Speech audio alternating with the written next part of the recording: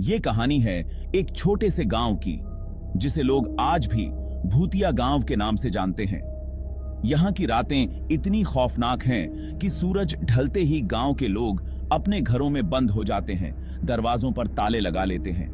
यहाँ के लोग मानते हैं कि जैसे ही अंधेरा होता है, इस गांव में कुछ रहस्यमयी ताकतें जाग उठती हैं।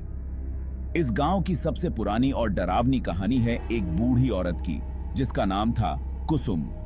कुसुम इस गांव के सबसे पुराने घरों में से एक में अकेली रहती थी। गांव वाले उसे तांत्रिक दादी के नाम से जानते थे, क्योंकि वो कई बार अजीब औगरीब टोने टोटके करती हुई दिखाई देती थी।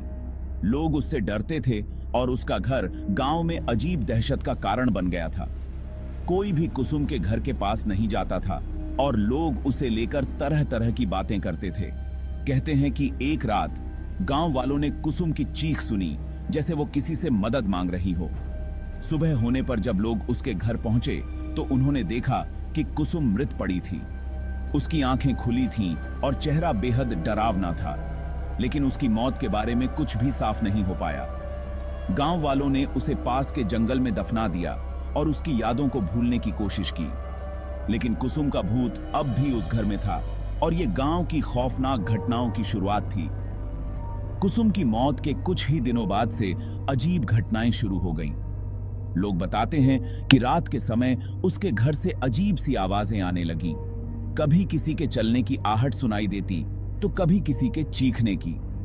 एक बार गांव के कुछ बच्चे खेलते खेलते उस घर के पास पहुंच गए। उनमें से एक ने खिड़की के अंदर झांका और वहां उसे एक सफेद साड़ी पहने महिला की परछाई दिखी। वो बच्चा डर के मारे भागा और घर जाकर बेहोश हो गया। ये घटना सुनकर गांव के बाकी लोग भी डर गए। अब गांव में ये बात फैल गई थी कि कुसुम की आत्मा अब भी उस घर में मौजूद है। धीरे धीरे उस घर के पास जाने की हिम्मत किसी में नहीं रही। कुछ ने दावा किया कि उन्होंने रात में कुसुम की परछाई को घर के आसपास घूमते हुए देखा, और कईयों ने तो यहां तक कहा कि उन्होंने उसकी हंसी भी सुनी। इन घटनाओं से पूरे गांव में दहशत फैल गई। एक दिन रामदयाल नाम के एक युवक ने दावा किया कि उसने कुसुम की आत्मा को देखा है। रामदयाल का कहना था कि एक रात वो गांव की ओर वापस आ रहा था जब उसने कुसुम के घर के पास कुछ अजीब देखा। वो बताता है कि जैसे ही उसने घर के दरवाजे के पास देखा, वहां उसे एक सफेद साड़ी में कुसुम की परछाई दिखाई दी। पहले तो उसे लगा कि उसकी आंखों का धोखा है, लेकिन फिर वो परछाई धीरे धीरे उसकी ओर बढ़ने लगी। रामदयाल ने डर के मारे दौड़ना शुरू किया और सीधे अपने घर पहुंचा। रामदयाल की इस कहानी ने पूरे गांव में और भी खौफ पैदा कर दिया। गांव वालों ने उस घर को बंद करने का निर्णय लिया और उसके दरवाजे खिड़कियों पर ताले लगा दिए। उन्होंने सोचा कि इससे कुसुम की आत्मा की शांति मिल जाएगी, लेकिन ऐसा नहीं हुआ।